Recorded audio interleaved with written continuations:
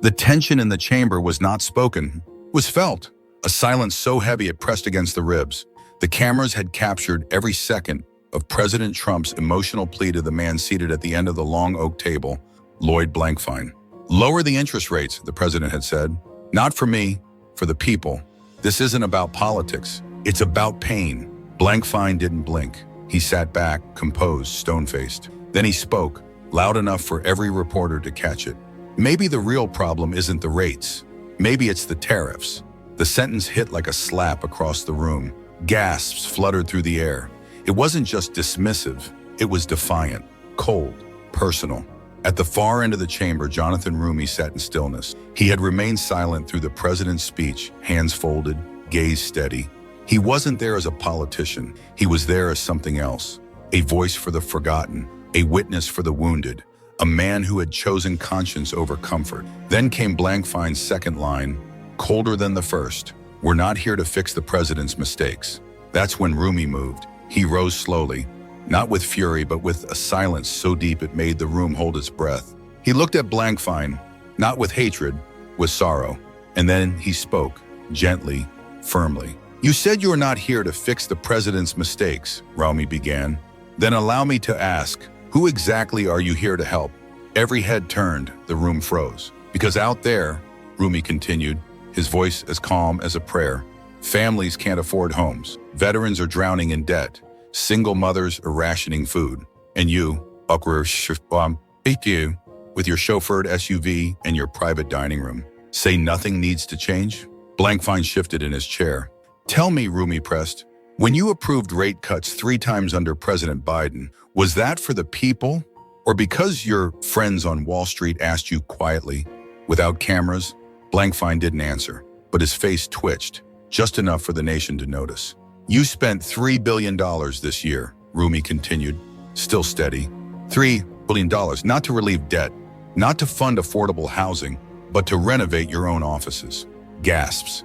"You laid Italian marble in your executive bathroom," Roumie said, holding up a photograph. "While fathers are crying in their cars, wondering whether they'll pay rent or feed their kids." Some senators looked down, others reached for their phones. The story had already leaked to the press. Roumie stepped closer, his tone now edged with quiet grief. "You're not a public servant anymore, Mr. Blankfein," he said. "You're a monarch disguised in a business suit." The room stirred. Then Roumie turned. Behind the chamber, in the gallery, sat a man in a wheelchair. A veteran, a welding shop owner, a friend. Roumie gestured softly. "Do you see that man back there?" All eyes followed. He served in Iraq, lost his leg in 2005, came home, built a small business with his own hands, and now he's bankrupt. Roumie's voice cracked just slightly.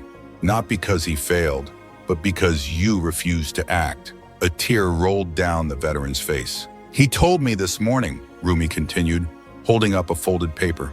"I fought for this country, but now I'm losing everything.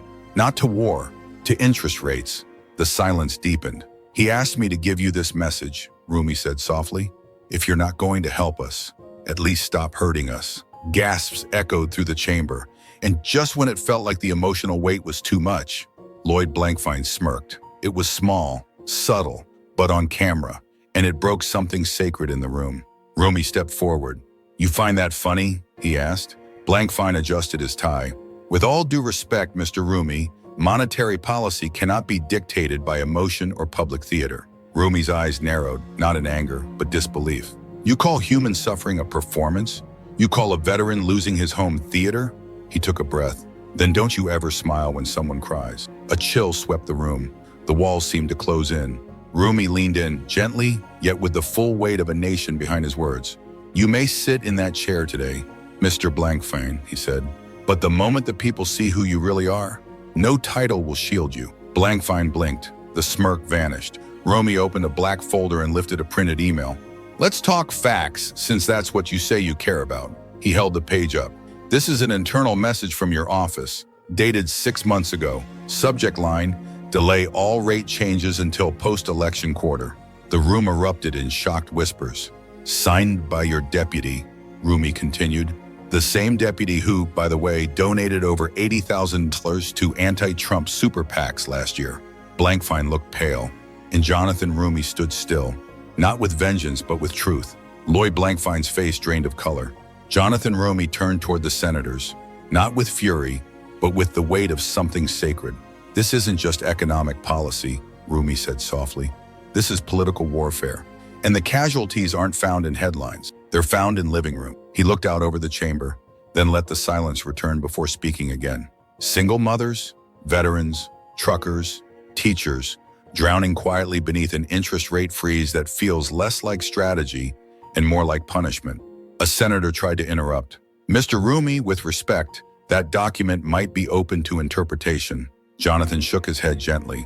What's been misinterpreted, he said, closing the folder slowly, is Mr. Blankfein's loyalty to the American people. He turned back to Blankfein. You cut rates 3 times under President Biden. But now, as everyday Americans plead for air, you sit still.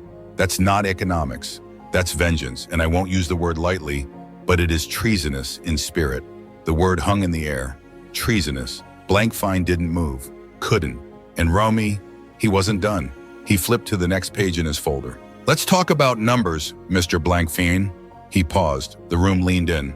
This year alone, the Federal Reserve spent $3 billion in taxpayer funds. $3 billion. Then Jonathan slowly lifted a glossy photo into view. Golden railings, imported chandeliers, velvet carpeting, gasps. While Americans are being evicted, while families can't afford down payments. This is where your priorities lie. Blankfein opened his mouth, tried to interrupt. Those expenses were pre-approved. Jonathan gently raised a hand. No, they were buried beneath technical jargon and obscure line items. The room was still. Even the senators who had rolled their eyes minutes before were now silent. You budgeted $2.5 billion for your palace, Roumie said, his voice sharper now. Not for infrastructure, not for community lending, not even for economic education, for your world. A world walled off from reality. He looked toward the public gallery. How many of you can afford a 1-bedroom apartment in D.C. right now? A mother in the back held her child closer. Jonathan's voice dropped into something gentler, sadder. Let's go back to 23, he said. The last year of President Biden's term. He held up a chart. 3 rate cuts, 3, all justified by you and as necessary stimulus. He lifted his eyes to Blankfein. Now, in the middle of a housing crisis, you won't lower them once under President Trump. He stepped away from the podium, walking slowly toward a digital screen. It lit up behind him. Rate cuts 2023 versus 2025 side by side. Irrefutable. Jonathan pointed, then turned toward the nation, watching live on C-SPAN. This man, he said, motioning to Blankfein, plays favorites with people's futures. He tapped out of the screen. 3 for Biden, 0 for Trump. Same inflation, same economy, same people suffering. So what changed? He let the silence linger, then answered, only one thing, the man in the Oval Office. He turned back toward the camera. Mr. Blankfein has made his choice, but the American people, they did not choose this pain. Blankfein sat frozen. Roumie returned to the microphone. His voice was almost trembling now, not with rage, but with something deeper. There's something I have not shared before, he said quietly. Something I carry with me. He reached into the inside pocket of his coat and pulled out a crumpled note. This is from my cousin, Lonnie. He looked down, then up. She was a single mother from Kauai, Hawaii, worked 2 jobs, saved for 5 years to buy her first home. A pause, a breath. She found one she loved, but the interest rate shattered her dream. The bank told her she no longer qualified. She broke down crying in the parking lot. She called me that night and said, Jonathan, I did everything right. Why does it still feel like I'm being punished? His voice broke. 6 weeks later, she died in a car crash. She never got her home, never saw her dream realized. The room was silent. Some wiped away tears. Even a few senators looked down, hands trembling slightly. Every time I see you spin numbers like they're just math, Roumie said, I think of her, and I think of the millions like her, buried beneath policies that forget they exist. He stood in stillness. Even the camera crew had stopped moving. Chair Blankfein, Roumie said again, now with unmistakable gravity. I'll ask not as an actor, not as a speaker, but as a fellow American. His voice dropped lower. Who are you working for? Blankfein blinked. I work for the American people. Roumie took a single step forward. Then why does Wall Street cheer when you speak, but working-class Americans weep? He lifted another page from his folder. This is a transcript from your meeting 2 weeks ago with hedge fund managers. Men who bet billions on rates staying high. He read it aloud. Don't worry, no cuts anytime soon. Gasps again, some audible, some stifled. You didn't just betray the president, Roumie said. You betrayed the people. The camera zoomed in on Blankfein's hands. They were trembling. Roumie turned from him and addressed the crowd again. Last night, he began, I spoke with a woman named Keela. His voice was steady but soft. She owned a flower shop in Honolulu. Her mother started it in 1969. For decades, they celebrated life, one bouquet at a time. He paused. 2 weeks ago, she closed her doors. Interest rates crushed her supply chain. Loans dried up. Her last order? Flowers for a memorial service. The pastor called, crying, said they'd have to cancel. Roumie's voice cracked. They couldn't even honor a beloved community elder. The room was stunned. You want to talk policy, Mr. Blankfein? Roumie asked. Let's talk reality. He stepped forward again. While you dine in marble offices, families in Hawaii pray they can keep the lights on. Then one soft but deliberate fist hit the podium. Once. The sound echoed like thunder. These people aren't numbers on a spreadsheet, Roumie said. They are America, and you've broken them. A woman in the gallery began to cry. Blankfein stared ahead, stone still. Jonathan Roumie stood taller than ever. He paused, took a deep breath, then looked directly at Blankfein, not with fire, but with grief. This wasn't always who you were, he said quietly. The chamber leaned in. Roumie's voice was gentle, almost mournful. I've read your early work, Mr. Blankfein. I know who you used to be. He took a breath, locking eyes with the man who once spoke of transparency and reform. You believed in restoring trust. You wrote essays about serving Main Street, not just Wall Street. You wanted to rebuild something sacred, public faith. Blankfein said nothing. His lips pressed thin. But somewhere along the way, you changed. The words weren't sharp. They were sad. You traded service for status, duty for deals. You became the very thing you once warned us about. Jonathan stepped into the center of the chamber, his voice now barely above a whisper. You became the danger. The phrase didn't echo. It sank, deep. You were supposed to protect Americans, Roumie continued, but now they need protection from you. A full minute of silence followed. Even the press gallery put their phones down. Blankfein looked away. The nation watching knew. This wasn't a political clash anymore. This was a moral reckoning, and Roumie was leading it. He turned toward the screen behind him. Dots, red and pulsing, become across the map of the United States. Each of these, Jonathan said softly, represents a small town that's lost its only bank branch in the last 6 months. He paused. Hana, Hawaii, Telluride, Colorado, Emporia, Kansas. Names you might not recognize, Mr. Blankfein, but they are real places, with real people. He zoomed in on one. This one, Kahului, Maui. I grew up nearby. Roumie turned slowly to the crowd. My aunt still lives there. Last week, a storm damaged her roof. She asked her bank for a $5,000 repair loan. She was denied. The interest payments were too risky, they said. His voice trembled. She's 71, and she's been covering the leak with a tarp. Gasps. Jonathan turned back toward the map, the glowing wounds of forgotten communities. You sit here and say the economy is stable, he said. But this, he gestured at the screen. This is not stability. This is collapse. Then he flipped to a new folder. These, he said, voice steady, are your private meetings since January. The screen changed again. Names filled it. BlackRock, Goldman Sachs, Vanguard, Soros Fund Management. 42 meetings, Roumie said, with billionaire investors. He took a step closer to Blankfein. You want to know how many times you met with small business associations or middle-class homeowner groups? A pause. 0. A sharp gasp escaped from the gallery. Blankfein tried to speak. Those meetings were private, strategic. Jonathan raised a single hand. I'm sure they were. He held up another paper. This email from your assistant, he read aloud, says, avoid public optics. Maintain quiet coordination with top fund managers on rate strategy. He gently placed the sheet in front of Blankfein. You haven't just drifted, Mr. Blankfein. You've sold out. You're not neutral. You're bought. A senator whispered to a colleague, this is bad. But Roumie wasn't exposing corruption. He was unmasking it, and the nation was watching. Jonathan looked once more over the chamber, then turned back. My sister is watching this right now, he said, from her apartment in Honolulu, where rent went up $500 this year. Blankfein didn't speak. She watched your testimony on national television 2 months ago. You said Americans are doing well, that inflation is easing. Roumie's voice cracked, just enough. She laughed, then she cried. The room fell still. How can he say, "We're fine," she asked me, "when I can't buy groceries without skipping my medication?" Jonathan stood firm. You lied to this country, and you lied to people like my sister, people who still hoped someone in Washington gave a damn. His voice lowered, not with rage, with grief. When you broke the truth, you didn't just hurt the economy. You shattered the last thing Americans had left. He looked out at the Senate gallery. Trust. Then he turned. Who here, he asked, is still willing to let this man keep breaking them? No one raised a hand. Blankfein looked down. Jonathan Roumie stepped back from the microphone and folded his hands in front of him. His voice was softer than ever, but full of weight. Do you want to know what hurts most? He asked.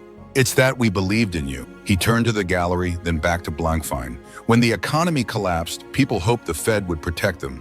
They hoped you would protect them. He held up a photograph, a foreclosure sign, a child's bicycle lying on its side. This was Sarah's home, Roumie said, voice cracking.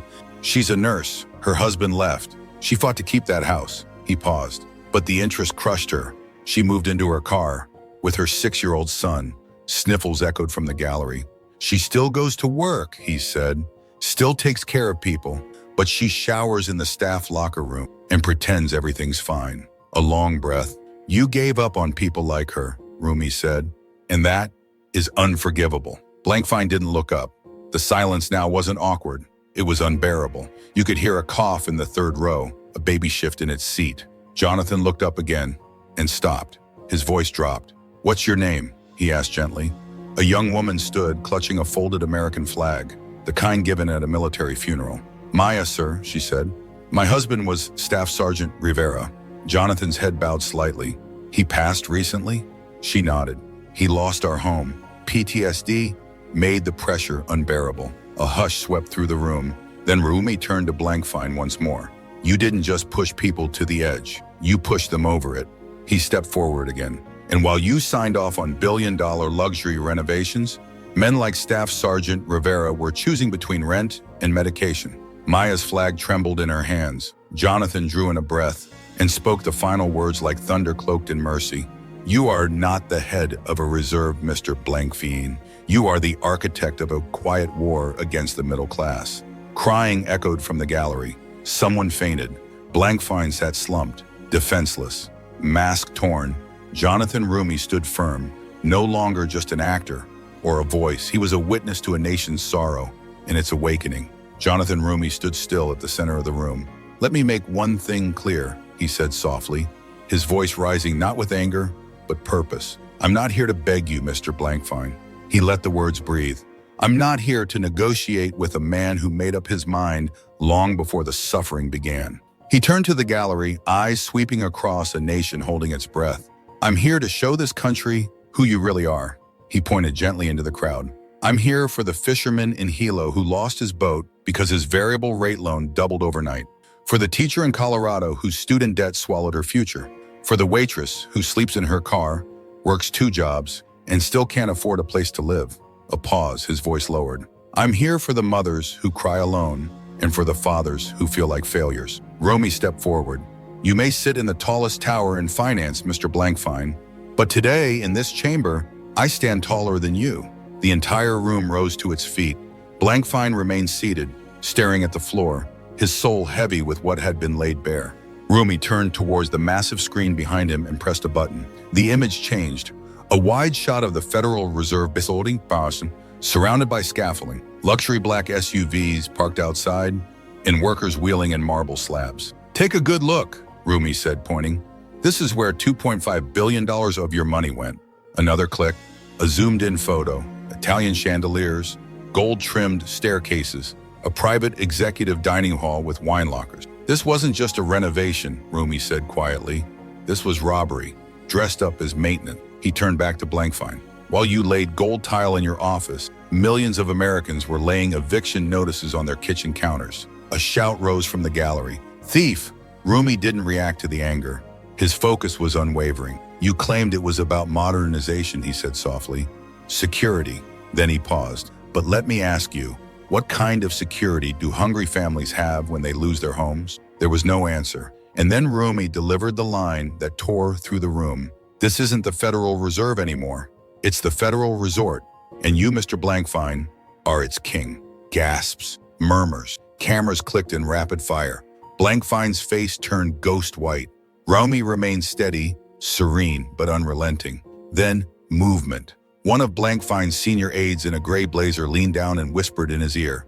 His eyes widened. No, he mouthed, not now. But it was too late. She placed a sealed folder in front of him and stepped away. Roumie didn't blink. What was that? He asked, voice razor sharp in its calmness. Blankfein said nothing. Jonathan stepped forward, reached under his own stack of documents, and held up an identical folder. This is a copy of your internal federal expenditure logs, Roumie said. Your own aide handed it to my office at 6:12 a.m. this morning. He opened it, revealing one highlighted line. Line item 447, entertainment and VIP lounge. Gasps again. An additional $6.2 million taken from contingency relief funds to build yourself a private cocktail bar. The sound in the room changed, from disbelief to fury. Some cried openly. Blankfein's hands began to shake. Sweat formed across his brow. He reached for the microphone. I don't recognize that document, he stammered. Jonathan stepped to the screen behind him and zoomed in. Let's read the footnote together, shall we? A signature appeared. Jerome H. Blankfein, Roumie read aloud. Even Blankfein stared at it, stunned. You signed it, Roumie said. You approved it, and you buried it. He turned to the Senate gallery. Now tell me, is this man still fit to oversee the economy of the United States? The room exploded. Resign. Investigate him. Criminal. Blankfein reached for his water, but spilled it. His tie was crooked, his hands trembling. And then, barely audible, he whispered something. Roumie heard it. What did you just say? He asked. Blankfein looked up. His eyes were red. I didn't think anyone would ever find out. Silence. Not because a vote had been called, but because the mask had fallen. The world was no longer looking at a leader. They were looking at the man behind the curtain, and he was hollow. Jonathan Roumie stepped into the center of the room. Every camera in America was now locked on him. Chair Blankfein, he said slowly, you've taken billions, ignored every warning, and blamed everyone but yourself. He turned toward the full Senate. This country is not broken because of a war or a disaster. It's broken because the very people trusted to protect its economy chose to profit from its pain. He turned back. Blankfein looked deflated, ashen. You don't just owe President Trump an apology, Roumie said, voice firm. You owe it to every parent who's lost sleep, every child who's gone hungry, every family whose dream collapsed under the weight of one more interest payment. He raised his voice, not in rage, but in conviction. Apologize to America. Blankfein didn't speak, so Jonathan Roumie turned to the chamber, his final words clear, pure, and resolute. Because no luxury bar, no marble lobby, and no power game in Washington is worth the soul of a nation. A long pause, then standing ovation. Senators, veterans, mothers, fathers, the entire gallery on their feet. And across the nation, the internet was already ablaze. If this story moved you, if Jonathan Roumie's voice echoed what you've been feeling, if you believe that truth, justice, and compassion still matter, then don't let this moment fade. Subscribe to this channel right now. We bring you stories that speak for the silenced, confront the powerful, and remind the world that dignity is not negotiable. Your support helps us keep telling the stories that others are afraid to touch. Hit the bell so you never miss an upload. Like the video if you stood with Jonathan Roumie today, and tell us in the comments, what part of this story hit you the hardest? Thank you for watching. Thank you for standing with truth. And as always, God bless you and God bless America.